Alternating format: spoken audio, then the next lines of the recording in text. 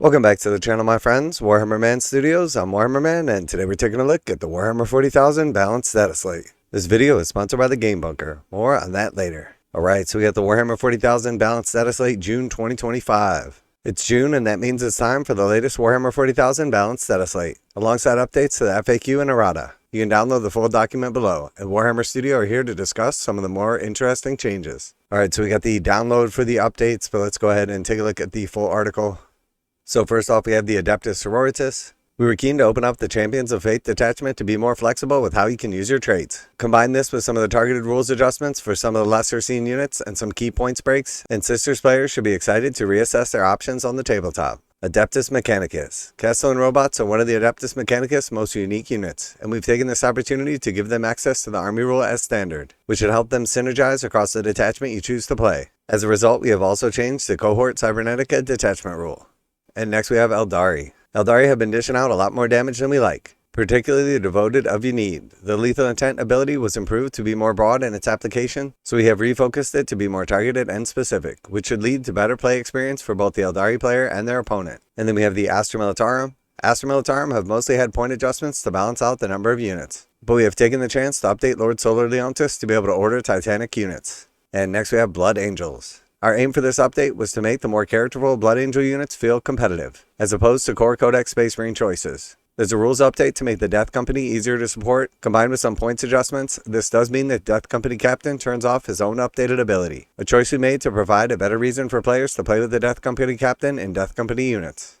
And next we have Chaos Space Marines. In more recent codexes, Demon Princes gain the Lone Operative ability near friendly infantry units, which we have extended to Chaos Space Marine Demon Princes. We have also looked at two of the more iconic kits from the range, the Lord Discordant and Vastor, who both receive exciting updates. Next we have Dark Angels. The Lying is an amazing centerpiece model for the Dark Angel force, so we made some tweaks to his data sheet. And then we have Drukhari. The Reaper's Wager detachment opened up a new way for Drukhari players to incorporate Harlequin allies into their lists. The detachment rule had only provided benefits for parts of your army that were losing the wager. Now those losing the wager get the bigger benefit, while those winning also get a boost.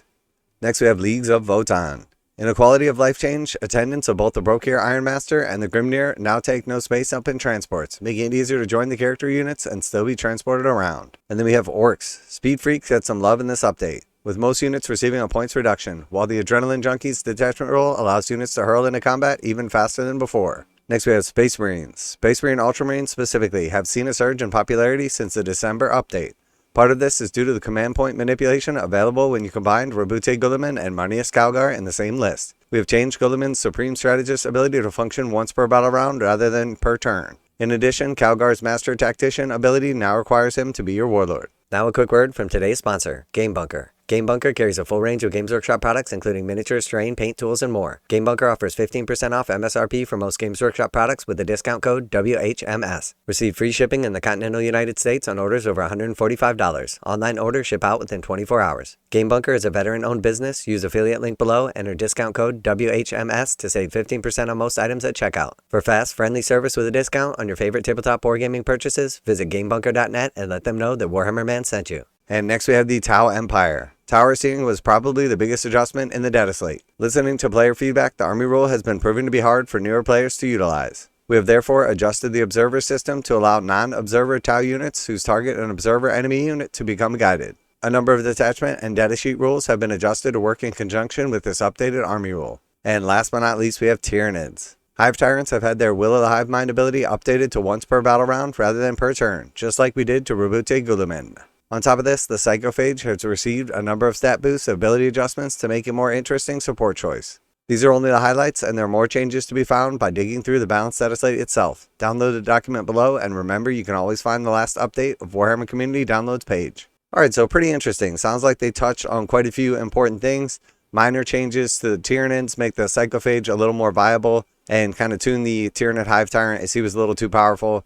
Fixing of the army rule for like observer units for Tau was definitely a big thing right there. Space Marines essentially getting the Ultramarines kind of like debuffed a little bit so they're not overpowered as Space Marines. Making Guilliman's ability once per battle round instead of once per turn is going to decrease your command point usage. And then also making Calgar required to be your warlord to gain the extra command points means you can't stack Guilliman and Calgar and get that massive command point buff. Orcs getting a little extra speed freak love definitely seems good, as that is a list you very, very rarely see.